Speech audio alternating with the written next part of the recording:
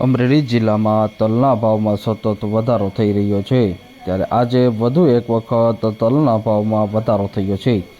અમરેલીના જિલ્લાના માર્કેટિંગ યાર્ડમાં તલના ભાવમાં સતત ઉથલપાથલ સર્જાઈ રહી છે। સતત ભાવમાં વધારો ઘટાડો થઈ રહ્યો છે, ત્યારે આજે વધુ એક વખત તલના ભાવમાં વધારો થયો છે।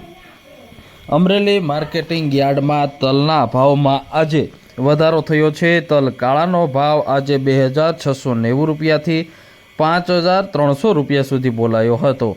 તલ કશ્મીરીનો ભાવ 2570 રૂપિયા સુધી બોલાયો હતો, જ્યારે તલ સફેદનો ભાવ 1365 રૂપિયાથી 2386 રૂપિયા સુધી બોલાયો હતો।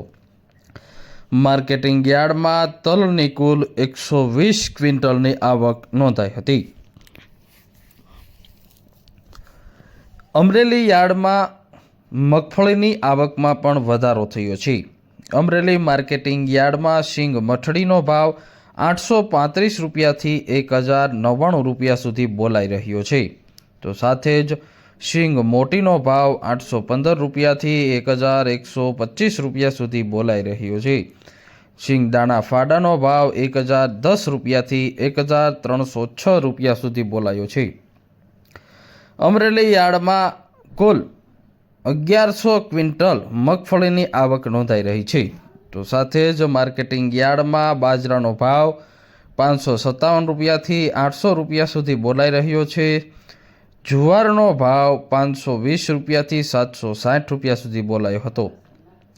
ઘઉં ટુકડાનો ભાવ 511 રૂપિયાથી 702 રૂપિયા સુધી બોલાયો હતો। ઘઉં લોકવનનો ભાવ 541 રૂપિયાથી 655 રૂપિયા સુધી બોલાયો હતો। અડદનો ભાવ 1206 રૂપિયાથી 1340 રૂપિયા સુધી બોલાયો હતો, તો ચણાનો ભાવ 1011 રૂપિયાથી 1146 રૂપિયા સુધી બોલાયો હતો। ચણા દેશીની પણ આજે માર્કેટિંગ યાર્ડમાં આવક નોંધાઈ હતી। ચણાનો દેશીનો ભાવ 1175 રૂપિયા સુધી ભાવ બોલાયો હતો। સાથે તુવેરની પણ હરાજી કરવામાં આવી હતી। તુવેરનો ભાવ 1000 રૂપિયાથી 1443 રૂપિયા બોલાયો હતો।